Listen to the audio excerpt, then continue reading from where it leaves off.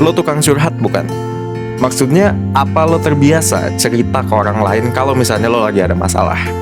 Atau justru sebaliknya, kalau ada masalah, berat atau enggak, ya lo pendam sendiri aja gitu. Sebenarnya mana sih yang lebih baik? Apa lebih baik dipendam sendiri atau diceritain ke orang lain? Kan ada juga soalnya yang mikir kalau mereka nggak mau lah ngeberatin orang lain gitu. Itu pikiran yang bener gak sih sebenarnya? Atau sebenarnya nggak apa-apa atau malah bagus? Nah, kalau misalnya lo penasaran, maka video ini tepat banget buat lo. Karena lo akan belajar soal cerita, soal curhat. Fungsinya, sampai gimana caranya lo bisa cerita, lo bisa curhat dengan maksimal. So stay tune sampai habis pokoknya, supaya nggak ketinggalan insights apapun.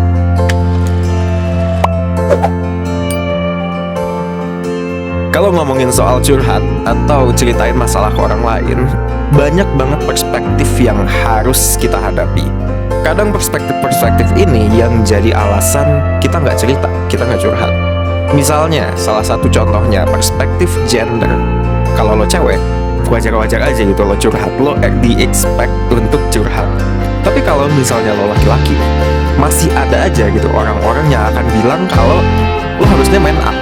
Gak usah lah curhat-curhat, langsung aja gitu selesain masalah lo tanpa banyak ngomong. Ada yang kayak gitu. Terus, dari perspektif kepribadian misalnya, kalau lo orangnya cerewet gitu ya, mungkin lo cenderung gampang gitu cerita ke orang lain soal perasaan lo. Tapi kalau misalnya lo orangnya pendiam gitu, nggak banyak omong, kadang suka susah untuk nyeritain masalah lo ke orang lain. Mungkin soalnya lo mikir, ya gue kan pendiam, kalau misalnya gue tiba-tiba cerita soal masalah gue, orang akan ngerasa aneh gak sih? Tapi, terlepas dari apapun alasan lo nggak cerita ke orang lain, lo mungkin juga nggak ngelihat benefitnya. Lo nggak ngelihat gitu benefit yang obvious dari curhat. Ya soalnya kan masalah lo nggak akan selesai gitu aja gitu setelah curhat. Lo masih harus menyelesaikan masalah lo. Jadi buat apa? Nah, makanya dari itu sekarang kita akan clarify apa yang dimaksud dengan kedua hal tadi, cerita sama curhat, supaya lo bisa punya gambaran yang jelas dulu, kayak apa yang lo expect gitu, jelas jadinya. Cerita atau curhat itu bisa dalam beberapa bentuk. Pertama, venting. Venting ini adalah mengekspresikan perasaan apa yang lo alami. Nah, lo cuma perlu mengeluarkan apa yang mengganggu pikiran lo aja. Yang kedua, bisa juga dalam bentuk discussion. Kita berdiskusi masalah bareng-bareng gitu. Misalnya, kalau misalnya lo lagi konflik sama cewek atau cowok lo, terus lo ngomongin gitu, lo discuss sama teman-teman lo, apa yang gue harus lakukan untuk mempertahankan hubungan ini. That's discussion. Ketiga, bicara dengan tenaga profesional. Bicara sama terapis, psikolog, mentor, semacamnya. Dan yang keempat, ketika lo merely bersikap terbuka aja gitu terhadap apa yang lo alamin. Lo nggak menceritakan ke satu orang biasanya kalau misalnya ini, tapi ya lo lebih terbuka ke umum. Misalnya lo ngebagiin pengalaman dan perasaan lo di media sosial, di blog, atau ya udah pas meeting lo tiba-tiba kelepasan curhat gitu misalnya. Ya lo merely bersikap terbuka kalau misalnya kayak gitu. So, curhat atau cerita itu maksudnya di sini adalah mengekspresikan dan mengeluarkan apa yang ganjel di pikiran lo aja. Nggak selalu perlu solusi, nggak perlu selalu ada saran di situ, nggak selalu harus ada penyelesaiannya di situ. Tapi emangnya penting ya, Fik? Curhat gitu, cerita ke orang lain. Emangnya nggak ngebebanin orang gitu? Jawabannya adalah iya, penting. Kenapa? Nih, seperti yang kita tahu gitu ya, dari video 1% beberapa hari sebelumnya yang tentang teorinya Sigmund Freud. Freud punya pandangan bahwa kehidupan dan pikiran yang kita sadari itu dipengaruhin sama alam bawah sadarnya kita. Ini gue ngomong terlepas ini bener atau enggak ya. Pokoknya teorinya Freud seperti ini. Nah, pikiran-pikiran di alam bawah sadar kita ini chaotic gitu. Mereka tuh random abis. Bisa jadi nggak ada etikanya, bisa jadi nggak nyambung. Kayak chaotic gitu pokoknya. Nah, dari sini ada beberapa isi unconscious mind yang biasanya meluap ke permukaan setelah disaring atau mungkin kelewatan gitu sama saringannya, yaitu ego. Muncullah pikiran serta persepsi akhirnya yang kita sadarin sehari-hari. Tapi nggak jarang juga nih, ada pikiran unconscious mind lo yang sebenarnya tuh nggak kesaring sebegitu bagusnya gitu sama si ego ini. Dan terus ya muncul aja gitu ke permukaan. Dan hasilnya lo harus berjibaku sama pemikiran-pemikiran ini. Kenapa? Ya karena basically pemikiran ini tuh biasanya nggak cocok gitu sama lingkungan. Lingkungan kan menuntut lo untuk bersikap baik, sopan, ini itu, dan ini bisa jadi kebalikannya. Again, isinya si unconscious mind ini kan chaotic. Dia nggak peduli gitu sama apa yang ada di dunia lo. Yang peduli itu si ego ini. Dia mah nggak peduli. Makanya akhirnya banyak orang yang setelah berjibaku ini kewalahan, stress, frustrated, dan emang pusing gitu ngadepin ini itu. Nah, disinilah curhat itu berperan. Peran dari cerita atau curhat adalah dengan ngeliat apa sebenarnya yang ada di balik hal yang lo sadarin ini. Supaya konflik-konflik alam bawah sadar tadi yang lo berjibaku itu lo bisa observe dan lo bisa selesaikan setelah itu. Jadi kayak taking a step back gitu. Lo ngeliat bigger picture-nya, kayak kenapa gue merasakan seperti ini, kenapa gue mikir kayak gini.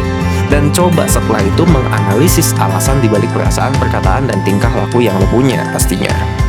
Di bukunya si Freud yang berjudul Studies of Hysteria, Freud dan gurunya Brauer ini adalah dua orang pertama yang pakai cara cerita, curhat dalam terapi gitu ya, menggunakan term katarsis untuk menjelaskan metode curhat yang mereka terapin di terapi ini.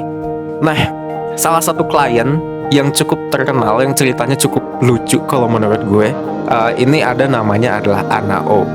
Ini nama samaran by the way. Jadi katarsis ini digunakan untuk membuat konflik-konflik rumit di alam bawah sadar itu jadi nggak serumit itu, dengan cara dibawa ke kesadaran, dibawa lo jadi teringat akan hal itu, dan diekspresikan. Nah, ketika lo berhasil membawa konflik ini ke kesadaran, emosi negatif yang tadinya menjadi beban lo bisa jadi mereda. Dan metode curhat ini masih dipakai sampai sekarang sama para terapis, para psikolog, mentor, dipakai semuanya karena emang berguna gitu. Nggak bisa dipungkiri, kadang-kadang ini berhasil. Ketika lo menceritakan pengalaman lo kembali, lo terkoneksi gitu dengan pengalaman itu yang tadinya lo pendam di alam bawah sadar, bisa keluar dan lo jadi bisa merasakan kembali dan berpikir lebih jernih karena lo sadar gitu apa penyebab masalah lo sebenarnya. Jadi semacam memberikan insight baru buat lo. Oke, itu tadi kita banyak bahas dari sudut pandang psikoanalisis. Dan mungkin kalau lo cukup mendalami psikologi, lo akan bilang, gue nggak percaya psikoanalisis. Iya udah. Terus kalau menurut penelitian zaman sekarang gimana? Gini, penelitian dari UCLA pada tahun 2007, mereka menemukan bahwa dengan mengulangi kembali secara verbal apa yang lo alamin, apa yang lo rasain, lo bisa mengatasi masalah dengan lebih baik. Karena lo bisa memproses kembali pengalaman lo. Selain itu, penelitian Pennebaker dan kawan-kawan tahun 2010 menemukan bahwa instead of menahan emosi negatif sendiri, membicarakan, mengekspresikan pengalaman tersebut serta emosinya itu punya efek yang jauh lebih baik dibandingin dipendam. Karena memendam emosi itu akan membebani pikiran dan tubuh. Dan bahkan sistem imun lo aja bisa menurun karena hal ini. Tapi perlu diingat juga nih, memikirkan dan membicarakan pengalaman negatif lo secara berlebihan, efeknya nggak baik. Penelitian tahun 2012 oleh White and Shake menemukan bahwa lo malah makin stres kalau misalnya kayak gitu. Lo jadinya tenggelam di dalam emosi negatif yang lo rasakan kalau misalnya lo melakukan itu. Nah, oleh karena itu berarti kita butuh cara yang tepat gitu buat melakukan curhat. Ada gitu cara yang tepat lo cerita itu supaya lo nggak overwhelmed sama your negative emotions, lo nggak jadi terlalu mendayu-dayu, dan lo bisa dapat semua efek positifnya. Kalau gitu gimana caranya? Nah, first of all, pilihlah orang yang tepat untuk lo ceritain, untuk lo curhatin. Kalau lo sering menceritakan perasaan, pengalaman lo ke seseorang gitu ya, tapi dia cuek atau malah lebih parah lagi ngejudge, itu kampret. Mungkin ya lo salah pilih. Bukan mungkin lagi ini, sebenarnya lo salah pilih. Punya teman atau siapapun yang lo percayai dan emang mendukung lo akan sangat membantu ketika lo ingin curhatan. Kalau lo perlu saran tertentu untuk masalah yang lo alamin, Coba ceritain ke orang yang pernah menghadapi hal serupa dan udah nyelesain masalahnya, dan make sure bahwa lo secara jelas emang bilang bahwa gue butuh saran. Dan kalau misalnya lo lagi butuh cerita terus menerus, jangan cuman cerita ke satu orang. Lo bisa cerita ke teman lain, ke saudara-saudara lo, dan orang-orang lainnya. Karena bisa capek juga gitu kalau misalnya kita terus-terusan setiap hari mendengarkan curhatan, mendengarkan cerita negatif. Jadi perluas juga support system yang lo punya. Kalau misalnya lo bingung banget mau cerita ke siapa, gue sih menyarankan lo untuk ikut online mentoringnya 1%. Mungkin lo ngerasa nggak ada yang bisa dengerin lo, atau ngerasa nggak enak gitu menceritakan masalah lo ke orang-orang. Lo bisa mulai menceritakan masalah lo ke para mentornya 1%. Setelah itu lo akan jauh lebih lega dan berkurang itu stresnya. Cerita ke profesional juga bakalan bikin lo dapet pandangan dan saran yang lebih objektif gitu untuk ngebantu lo menangani masalah lo. Dan kalau misalnya lo ternyata cuman butuh untuk didengarkan, mentor juga akan mendengarkan dengan sangat baik. Mereka dilatih untuk itu. Jadi selain discuss, yuk langsung aja daftar dengan klik link yang udah gue taruh di description box atau yang udah gue pin di comment section. Oke, itu yang pertama. Yang kedua, pilih waktu yang tepat buat curhat. Sadari bahwa semua orang itu punya hidupnya masing-masing, tapi sadari juga bahwa mereka ingin membantu dan mendukung lo sebisanya. Tapi waktunya butuh untuk tepat. Tips yang paling gampang untuk ini adalah tanya aja dulu, kayak, nih orang punya waktu nggak buat dengerin gitu. Ini akan baik juga efeknya buat dua belah pihak, yang cerita, yang diceritain. Ini adalah soal menghormati waktu. Ini adalah soal menghormati orang lain. Mungkin ya bakal ada saatnya dimana lo nggak bisa nahan, jadi lo telepon gitu malam-malam atau ajak ketemuan tiba-tiba. Ya nggak apa-apa sebenarnya, tapi make sure bahwa di occasion lain lo respect orang tersebut, lo menghormati orang tersebut. Itu yang kedua. Yang ketiga, talk about the good as well as the bad. Ngekspresiin diri itu akan membantu lo, tapi mengekspresikan diri cuman kalau misalnya lo lagi bete gitu ya, jadi negatif mulu, itu nggak cuman stres di lo nya doang, itu stres yang dengernya juga. Kayak coba mungkin lo pikirin deh, kapan terakhir kali ada teman lo cerita ke lo terus isinya tuh negatif semua, capek nggak lo dengarnya? Capek. Coba bicara juga jadi soal pengalaman dan perasaan positif. Curhat itu nggak soal pengalaman negatif doang. Pengalaman positif itu juga bagus kalau diungkapin, supaya nggak cuma negatifnya aja gitu yang lo rasain ulang, tapi yang baik-baik juga bisa lo rasakan ulang, dan teman lo bisa ikut menikmati perasaan positif tersebut. Oke, itu yang ketiga. Yang keempat, fokus sama apa yang lo rasain, dan fokus juga sama apa yang lo pikirin ketika curhat atau cerita. Enggak semua pembicaraan atau curhatan harus mengarah ke rencana yang detail sama konkret untuk menyelesaikan sebuah masalah.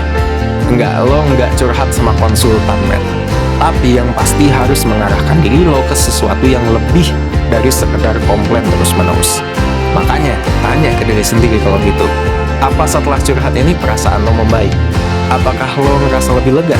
Apakah lo bisa jadi ngeliat masalah yang lo alamin dengan lebih clear? Kalau enggak, ada yang salah nih. Coba hal lain untuk memproses perasaan lo. Cobain aja. Mungkin cerita ke orang lain, mungkin melakukan hal-hal positif, coba aja. Sesuatu yang bisa bikin lo lebih tenang dan berpikir lebih jernih. Misalnya melakukan hal yang paling lo sukain. Biasanya sih seperti itu.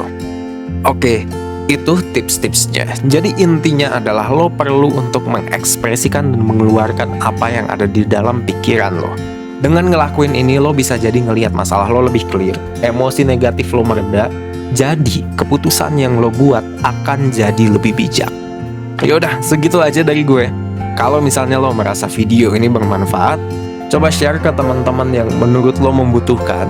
Dan kalau misalnya lo seneng sama kontennya 1% atau dengan suara gue, silakan subscribe. Kita setiap hari upload jam 7 malam dan kadang-kadang occasionally kita juga upload